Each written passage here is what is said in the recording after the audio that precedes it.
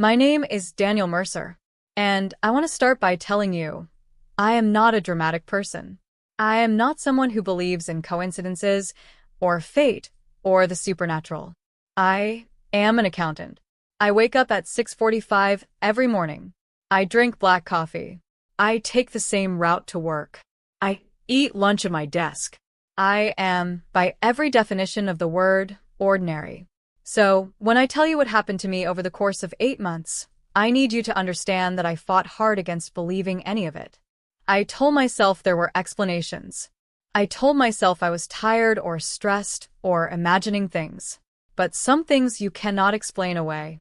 It started on a Tuesday in March.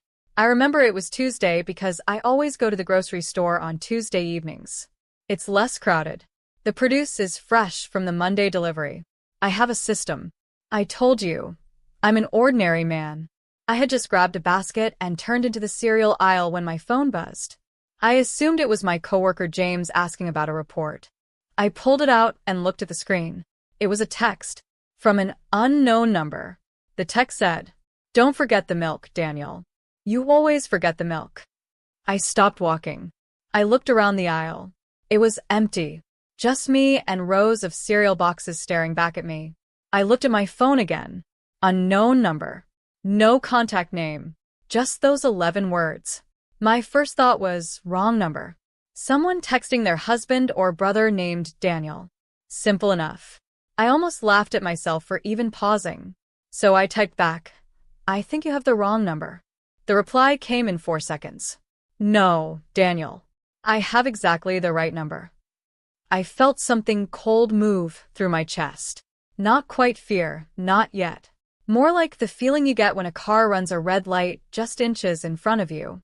That sharp jolt of something is wrong. I called the number immediately. It rang once, twice, 3 times. Then a voice, calm, quiet, almost gentle, said, "Hello, Daniel." I said, "Who is this?" And the voice said, "Someone who has been watching over you for a very long time." Then the call ended. I stood in that cereal aisle for what felt like 10 minutes, but was probably 30 seconds. My heart was pounding. My hands felt strange. That pins and needles sensation like your body is trying to warn you before your brain catches up. I bought my groceries.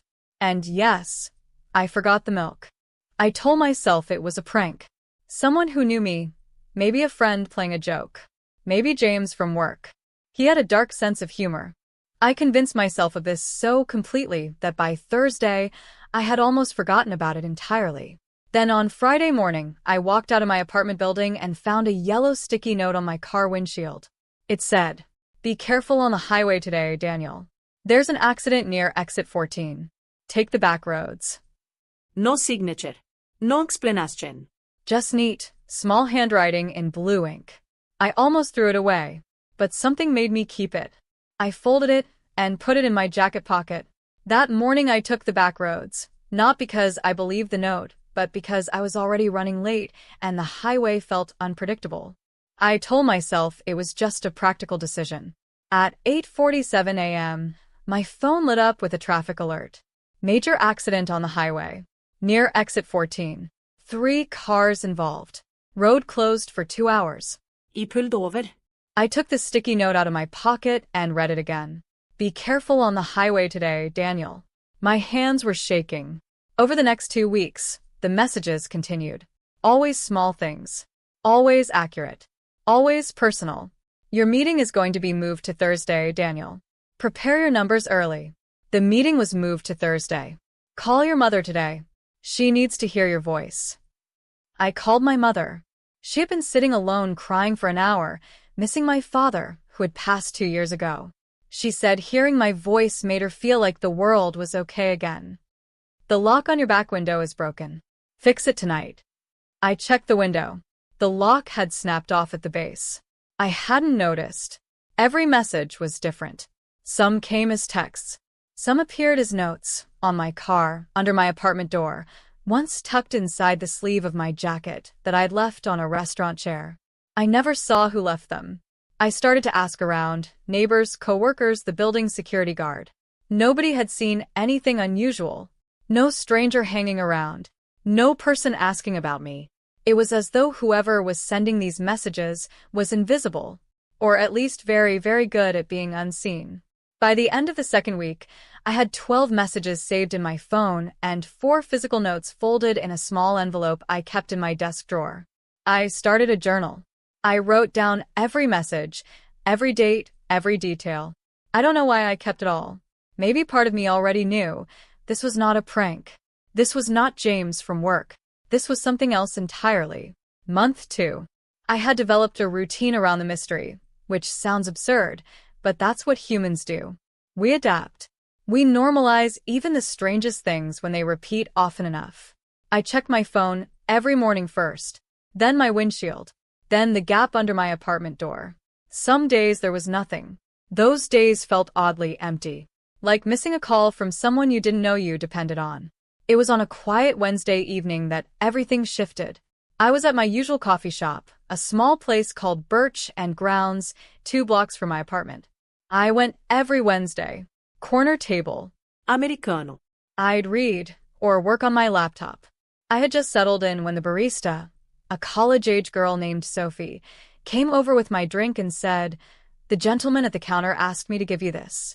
She handed me a folded napkin and walked away. I looked toward the counter. There was nobody there. I looked at the door. I caught just a glimpse, a figure stepping out. Tall. Dark jacket. Moving quickly. Gone before I could see a face. I opened the napkin. It said, "You have a good heart, Daniel. That's why I chose you. We'll meet soon. Don't be afraid when we do." I ran outside. The street was busy. Evening foot traffic, people walking dogs, a couple laughing near the corner. I looked left, looked right. No tall figure in a dark jacket. I went back inside. I asked Sophie, "What did that man look like?" She frowned, thinking. Honestly, I barely noticed him. He was just there. Ordered nothing. Put the napkin on the counter and said, "Please give that to the man in the corner." I looked away for a second, and he was gone. She paused. He had kind eyes, I think. That's all I remember. Kind eyes. I sat back down. Kind eyes. That stuck with me.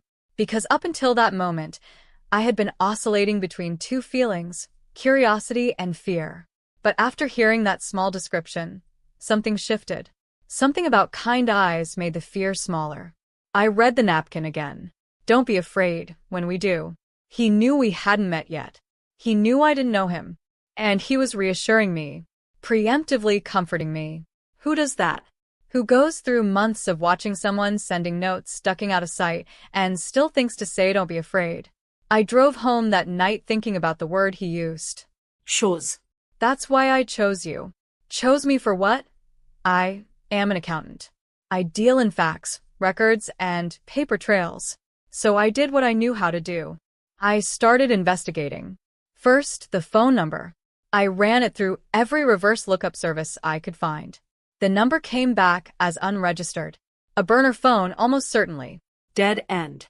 Second, I went back to the coffee shop and asked Sophie if their security camera covered the counter. It did.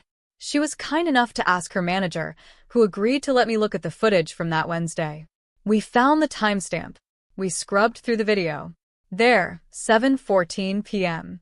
A figure at the counter. But the angle was wrong. The camera faced the register, and the man had stood just to the left of it, keeping his back to the lens the entire time. Not accidentally. Deliberately. He knew where the camera was. He had scoped it out. That should have frightened me more. Instead, it fascinated me. Because this was not a random person. This was someone methodical. Someone who planned. Someone who had been watching me long enough to know my Wednesday coffee routine and had scouted the camera angles before approaching. This was careful. Precise. Almost protective in its precision. Third, I went back through every message looking for patterns. What did he know about me that a stranger shouldn't? He knew my name. Obviously. He knew my grocery shopping schedule. He knew my commute route. He knew about my meeting at work being rescheduled, which wasn't public information. Only people in my office knew that.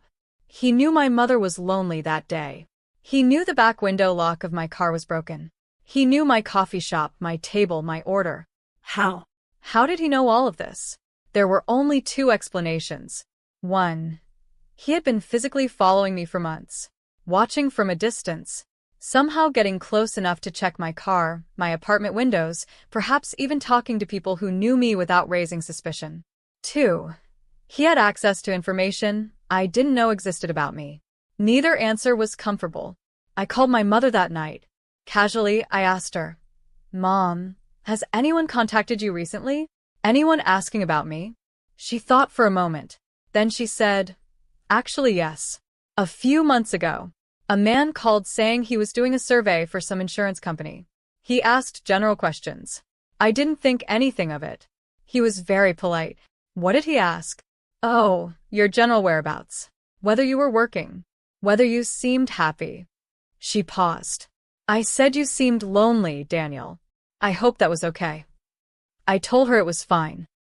But after I hung up, I sat for a long time in the quiet of my apartment. He had called my mother. He had been building a picture of me, Piece by piece. for months, maybe longer. And he still hadn't let me see his face. Why? 3 months in, on a Sunday morning, I found an envelope under my apartment door. This was different from the other notes. It was a proper sealed envelope, cream-colored, with my full name written on the front in the same neat blue ink. Daniel James Mercer. My middle name. I had never told anyone my middle name in recent memory. I didn't use it professionally. It wasn't on my mailbox or my office nameplate. It was on my birth certificate, my passport, official government documents. How he knew it told me something important. He had access to records. I sat at my kitchen table with a cup of coffee, and I opened the letter. It was 3 pages handwritten. I'm going to read it to you, as best as I can remember it, because I have read it so many times that it is nearly memorized. It began, "Dear Daniel, I imagine by now you have many questions. I imagine you have also felt fear, confusion, and perhaps moments of anger. Those responses are reasonable. What I have done, the way I have approached you, is unconventional, to say the very least. I want to explain. My name is not important yet. What is important is why I found you. 11 years ago, your father saved my life. Not in a dramatic way. Not in the way movies show us. He didn't pull me from a burning building or stop me from stepping in front of a car. He saved my life in the quietest, most overlooked way a human being can save another. I was 26 years old. I had lost my job, my apartment, and the woman I loved, all within the span of 4 months. I was sitting on a bench outside a pharmacy at 11 p.m. on a Thursday night, and I had made a decision about what I was going to do. I had a plan. I was ready to carry it out. Your father was walking home from a late shift at the print shop where he worked. He saw me sitting there. He didn't know me. He had never seen me before. He had every reason to walk past. He sat down next to me. He didn't ask me what was wrong. He didn't lecture me. He just sat there and said, "It's a cold night. You look like you could use some company." We talked for 2 hours. He talked about you. About how you were 12 years old and had just learned to ride a bike. Badly, he said, laughing. About how you'd fall off and get up so fast, like falling wasn't even an option worth considering. He said, "That kid of mine doesn't know how to stay down. I hope he never learns." By the time he stood up to leave, I didn't want to carry out my plan anymore. He had reminded me, without knowing it, that the world contained people worth staying for. That connection, even with a stranger, was enough. He shook my hand before he left. He said, "Whatever's troubling you, friend, it won't always feel this heavy. I promise you that." He never knew what he had done. I never told him. I spent the next several years rebuilding my life. I became successful. I became well. And all the while, I carried your father's kindness with me like a compass. When I learned 2 years ago that he had passed, I grieved as though I had lost a close friend, even though he never learned my name. I decided then that I owed a debt. Not to him, he would have refused it, but perhaps to the person he loved most, to the boy who didn't know how to stay down. To you, Daniel. I have been watching over you because I wanted to understand who you had become. I have been sending small warnings because I wanted to protect you the way your father, without knowing it, protected me. I am not dangerous. I am not a threat. I am simply a man who was saved by a stranger's kindness and who has spent years trying to decide what to do with that debt. I would like to meet you, not to frighten you, not to ask anything of you, only to look at the son of the man who gave me my life back and to say thank you. If you are willing, come to Birch and Grounds next Wednesday at 7 p.m. I will be there. I will introduce myself properly. And I promise you, kind eyes are all you'll find. With more gratitude than words can carry. A friend you haven't met yet. I read that letter 4 times before I put it down.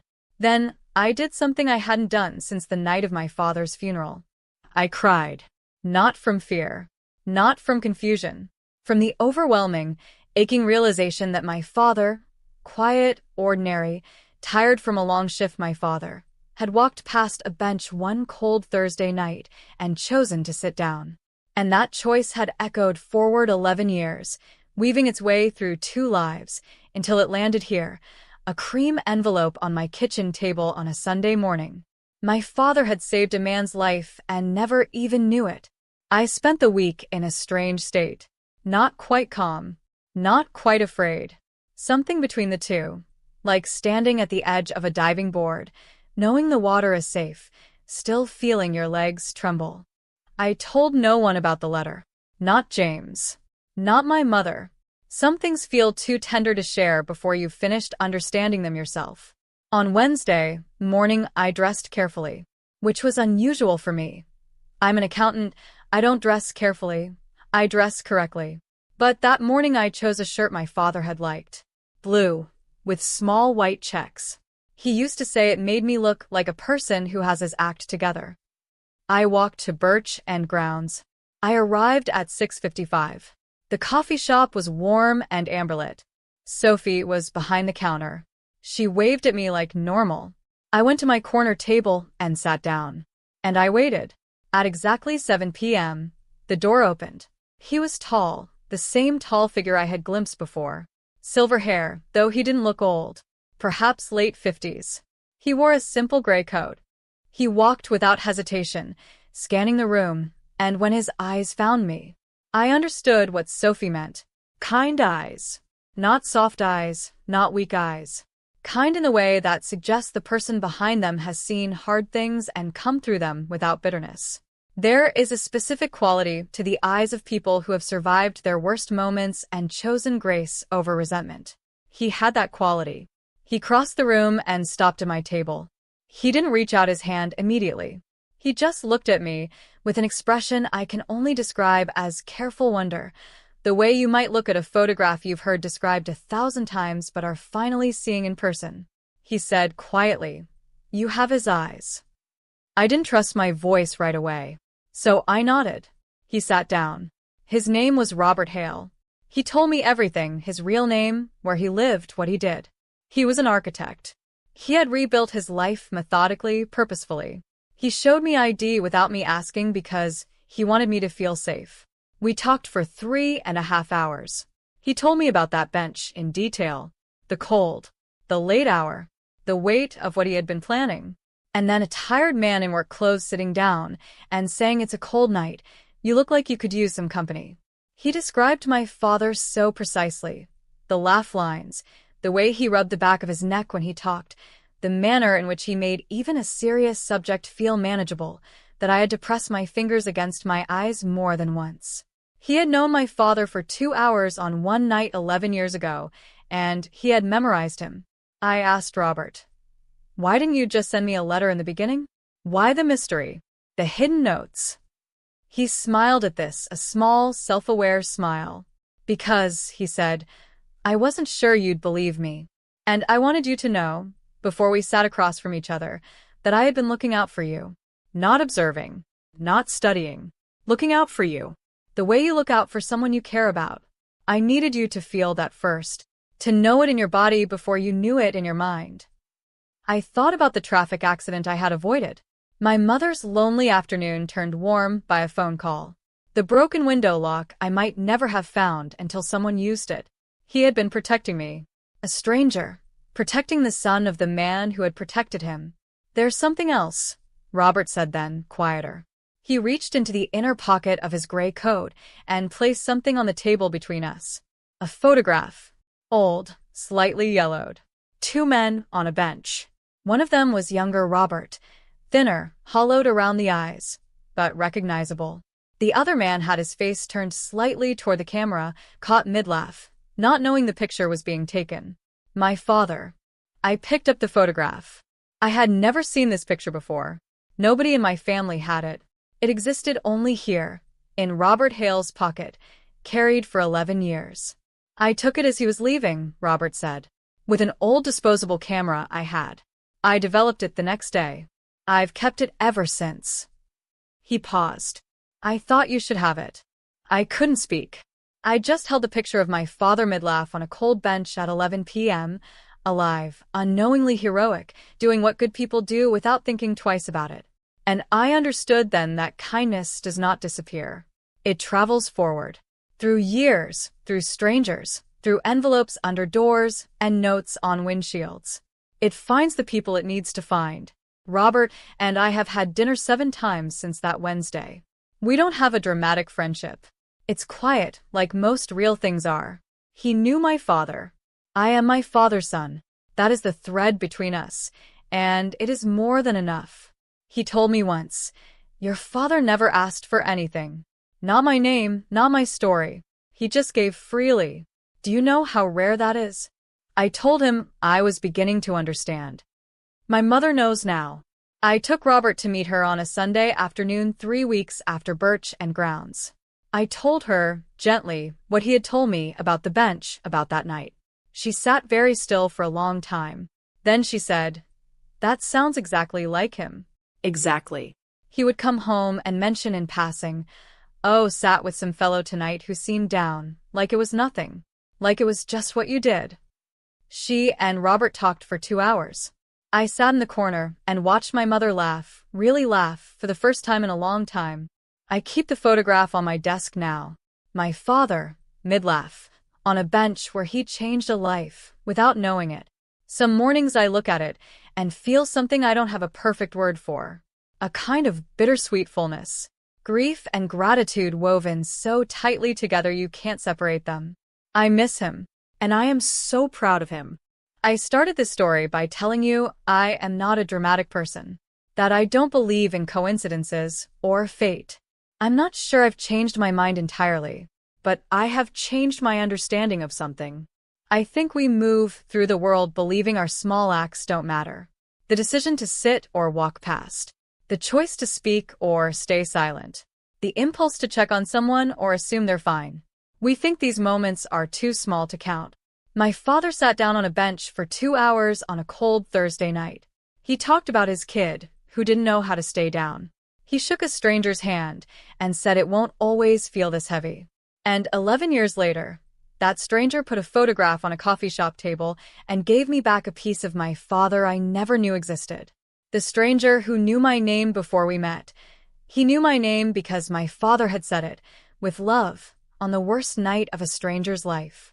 That's why he knew it. That's why it mattered. So whatever small act is in front of you today, the bench moment, the cold night, the tired stranger, don't walk past.